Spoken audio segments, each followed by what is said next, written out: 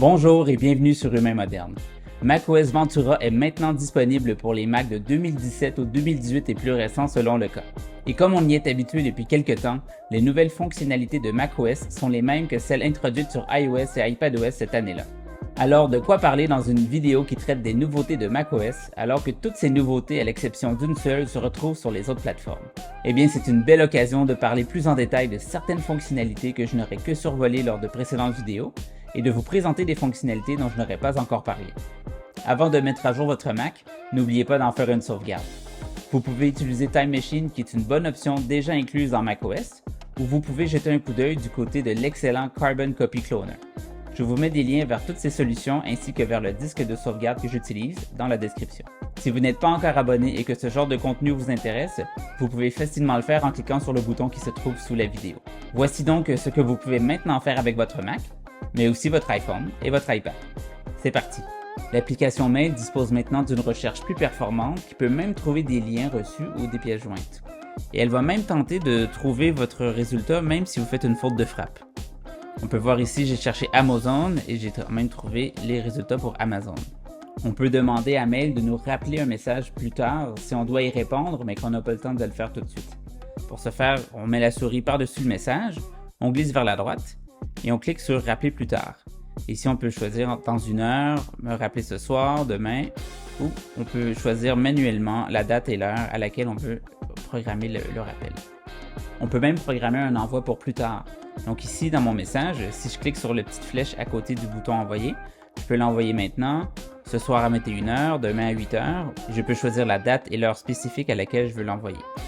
Si je l'envoie maintenant, je peux annuler l'envoi. Donc on a le bouton ici en dessous de la colonne de gauche, je clique sur annuler l'envoi et l'envoi est annulé. Le délai par défaut est de 10 secondes, mais on peut changer ce délai-là. Donc si je vais dans le menu mail en haut de l'écran et sur réglages, je clique sur l'onglet rédaction et ici délai d'annulation de l'envoi, je peux le modifier. On peut choisir 10 secondes, 20 secondes ou 30 secondes. Finalement, les liens que vous enverrez par email seront maintenant plus esthétiques. Spotlight nous offre des résultats de recherche plus riches, à l'instar de ce qu'on retrouve sur iPhone et iPad, et pour retrouver des mots qui se trouvent dans nos photos, ou trouver des photos dans les applications Messages, Notes, Photos ou dans le Finder.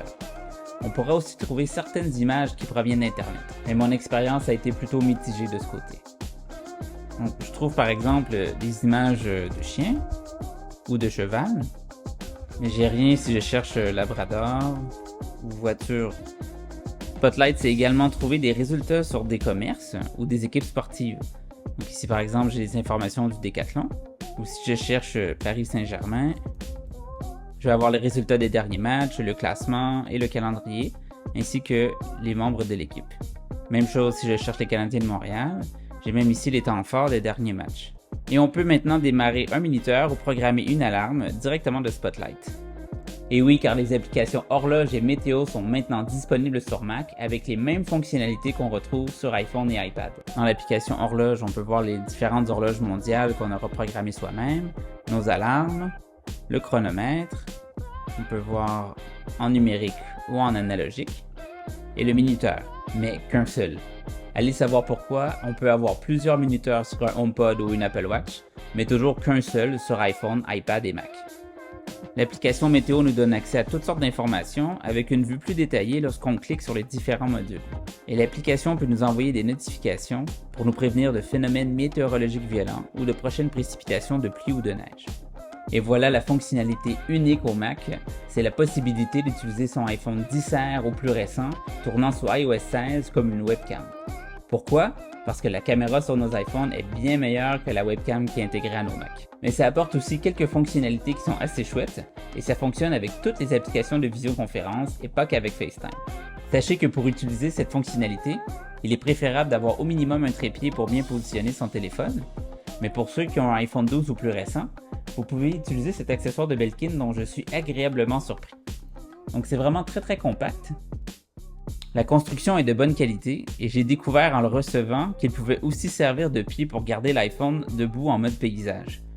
Il peut aussi nous permettre d'avoir une tenue sécurisée sur son iPhone grâce à son anneau. Au moment de faire cette vidéo, il n'y a que la version pour Mac portable qui est disponible, mais Belkin a déjà annoncé qu'une version pour Mac de bureau ou écran serait disponible prochainement. Aussi, il faut que tous vos appareils soient connectés sur le même compte iCloud et connectés au même réseau Wi-Fi. Si j'ouvre FaceTime, l'application s'ouvre avec la caméra de mon Mac. Je n'ai qu'à placer mon iPhone au-dessus de mon écran et mon Mac va détecter que mon iPhone est à proximité et FaceTime basculera automatiquement sur la caméra de mon iPhone. Aucune configuration ou réglage activé. On voit vraiment ici Apple à son meilleur. On voit déjà que la qualité de l'image est bien meilleure qu'avec la caméra du Mac. Maintenant, si je vais dans le centre de contrôle, dans le coin supérieur droit de mon Mac, je vais voir une section intitulée Effets vidéo. Ici, j'aurai Cadrage centré, ce qui fait basculer mon iPhone de la caméra principale à l'ultra grand angle pour me garder toujours bien centré et qui ajustera le cadrage automatiquement si je bouge ou si quelqu'un d'autre entre dans le cadre. J'ai ensuite Portrait pour flouter l'arrière-plan et Éclairage studio qui vient nous mettre en valeur en simulant un éclairage professionnel sur notre visage. Il est possible de combiner tous ces effets et de les utiliser en même temps. On a ensuite un autre mode tout aussi intéressant qui s'appelle Vue de bureau. Encore une fois, on va utiliser la caméra ultra grand angle de l'iPhone, mais pour montrer ce qu'il y a devant notre Mac. Personnellement, j'en ai pas l'utilité, mais si vous avez des exemples super cool de cette fonctionnalité, n'hésitez pas à les écrire dans les commentaires. En parlant de FaceTime, on peut maintenant transférer un appel d'un appareil à l'autre sans avoir à raccrocher. Voilà comment faire. Si l'appel est en cours sur un autre appareil que votre Mac, vous verrez une icône de caméra grise dans la barre de menu en haut de l'écran. Vous n'avez qu'à cliquer dessus, puis sur Permuter. L'application FaceTime va alors s'ouvrir et vous pourrez cliquer sur Se connecter afin de transférer l'appel sur votre Mac. Si au contraire l'appel est sur votre Mac et que vous voulez le transférer sur votre iPhone, l'icône de caméra grise s'affichera au-dessus de l'écran de celui-ci. Encore une fois, touchez-la, puis Permuter pour transférer l'appel sur votre iPhone. Il est possible de programmer un trajet avec plusieurs arrêts dans l'application Plan. Il suffit de cliquer sur Ajouter un arrêt pour ajouter une étape. Et avec les lignes qui se trouvent juste à droite, on peut modifier l'ordre de nos arrêts.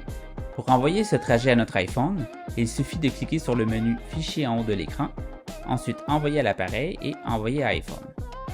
Le Mac acquiert aussi la nouvelle application Domicile Maison disponible sur iPhone et iPad qui offre une vue simplifiée de sa maison. Maintenant, on n'a qu'une seule page qui va nous montrer toutes les pièces de la maison. En haut, on va pouvoir filtrer par type d'appareil. On va aussi avoir nos favoris en haut de l'écran. Et on peut cliquer sur le bouton avec 3 points dans le coin supérieur droit de la fenêtre pour avoir des options. Donc ici, je peux réorganiser les sections. Je peux changer l'ordre des pièces, par exemple. Et j'ai accès facilement à toutes les pièces dans la colonne de gauche de la fenêtre. On peut aussi extraire le sujet d'une photo comme sur iPhone et iPad. Ça fonctionne dans Quick Look et dans les applications Photos et Safari. Donc ici, si je vais dans mes fichiers, je fais un Quick Look sur la photo, je fais un clic de droite, et lorsque je laisse ma souris sur Copier l'objet, on peut voir l'effet visuel qui montre quelle partie de la photo va être extraite. Donc si je clique sur Copier l'objet, je vais retourner ici dans mon email et copier, coller mon objet. Et si je vais dans les photos, je peux faire la même chose, un clic de droite, copier l'objet, j'ai le même effet visuel, et je peux aussi le coller dans mon email. En parlant de photos, il est aussi possible de copier-coller les modifications d'une photo à une autre. Donc si ici, j'effectue des modifications sur ma photo, je vais cliquer sur le menu Images, copier les modifications, je vais sur une autre image, je retourne dans le menu Images en haut de l'écran et je clique sur Coller les modifications. Et là, on voit que les mêmes modifications s'appliquent à cette photo. Et ça fonctionne le mieux quand on l'utilise avec des photos qui sont similaires. On peut aussi utiliser la photothèque iCloud partagée pour mettre en commun nos photos avec quelqu'un de notre famille, par exemple.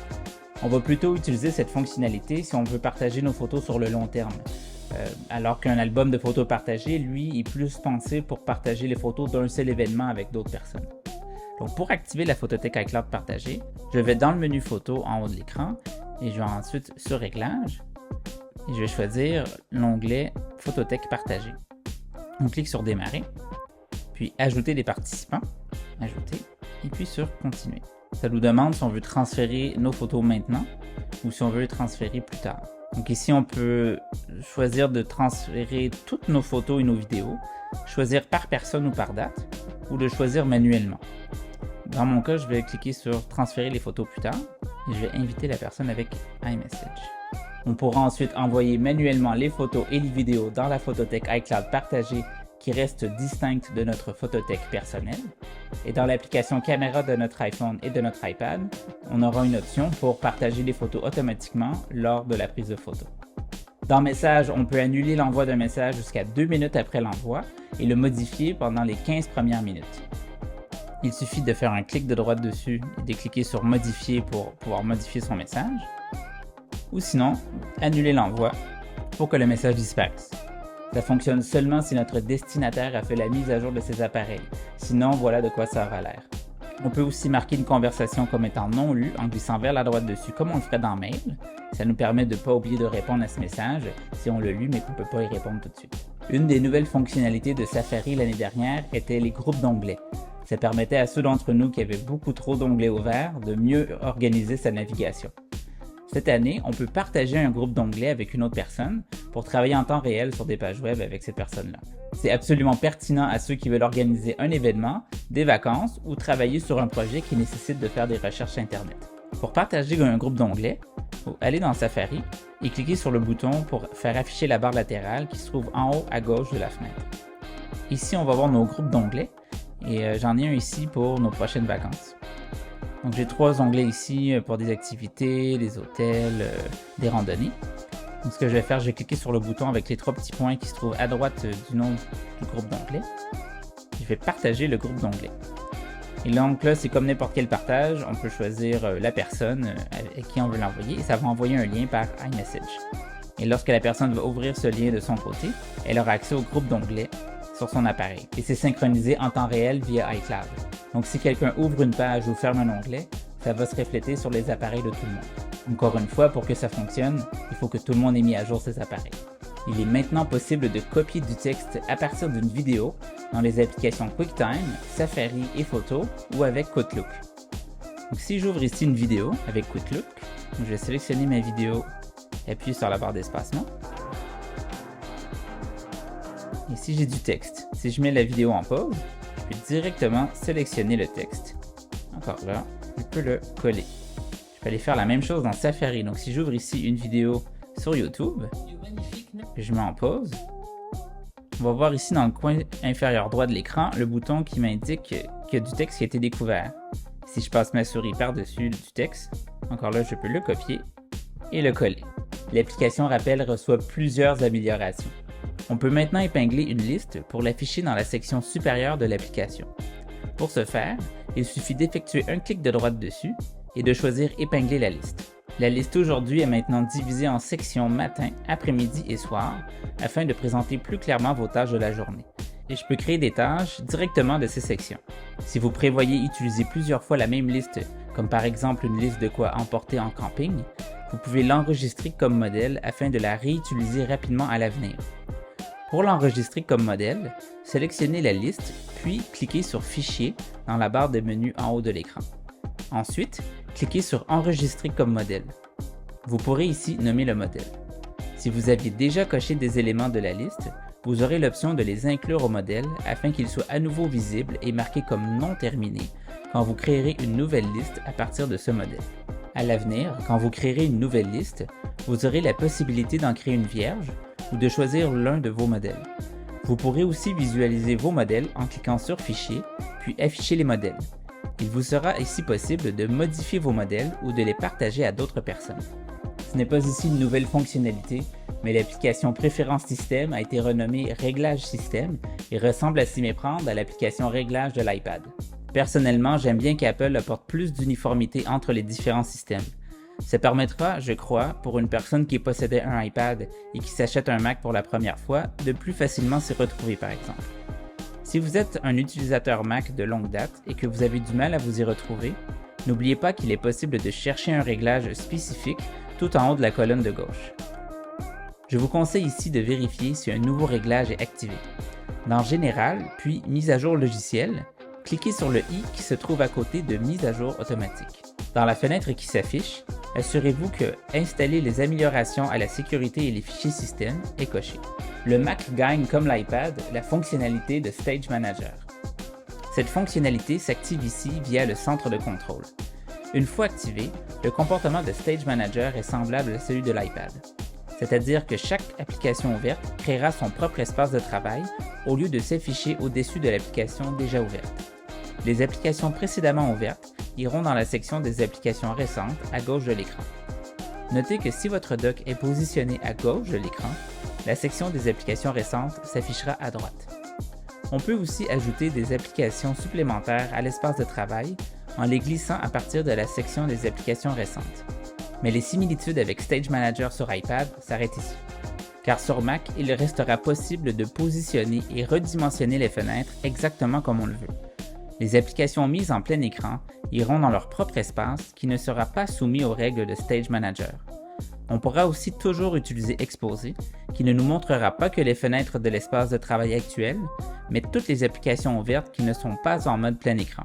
Stage Manager fonctionne aussi avec les bureaux virtuels qui auront chacun une section des applications récentes distinctes. Stage Manager peut donc être aussi simple ou complexe que vous le souhaitez.